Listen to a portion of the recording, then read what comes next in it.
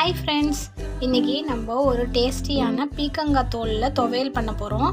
பீக்கங்காய் தோல் வேஸ்ட் ஆகாமல் தூக்கி போடாதீங்க. அதை வச்சு நம்ம டேஸ்டியான ஒரு துவையல் பண்ணலாம். இப்போ எப்படி பண்ணலான்னு வாங்க பார்த்துக்கலாம். இப்போது அடுப்பில் ஒரு சட்டி வச்சு கொஞ்சமாக எண்ணெய் சேர்த்துக்கோங்க. எண்ணெய் சேர்த்ததுக்கப்புறமேட்டுக்கு பீக்கங்காய் தோல் நான் கழுவி நல்லா சுத்தம் பண்ணி பொடி பொடியாக நறுக்கி வச்சுருக்கேன். இந்த பீக்கங்காய் தோலை இந்த எண்ணெயில் போட்டு நல்லா பாருங்கள் ஃப்ரெண்ட்ஸ், பீக்கங்காய் தோல் போட்டு நல்லா பீக்கங்காய் தோல் பொரியணும். பொரிஞ்சு வர வரைக்கும் வெயிட் பண்ணணும். பாருங்கள் ஃப்ரெண்ட்ஸ், பீக்கங்காய் தோல் நல்லா வதங்கிடுச்சு. இந்த மாதிரி வதங்குற வரைக்கும் வெயிட் பண்ணுங்கள்.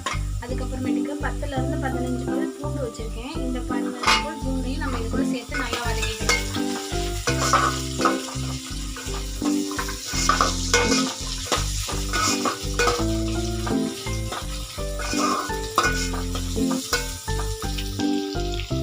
அந்த பூண்டு கூடவே ஒரு 5 பச்சை மிளகாயும் ஒரு நெல்லிக்காய் சைஸ் புளியும் சேர்த்து அதையும் நல்லா வதக்கிக்கோங்க.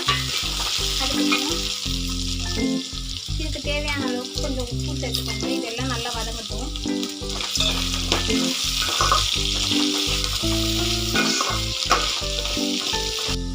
பாருங்கள் ஃப்ரெண்ட்ஸ், நம்ம போட்ட பச்சை மிளகா பூண்டு புளி எல்லாமே நல்லா வதங்கியிருக்கு.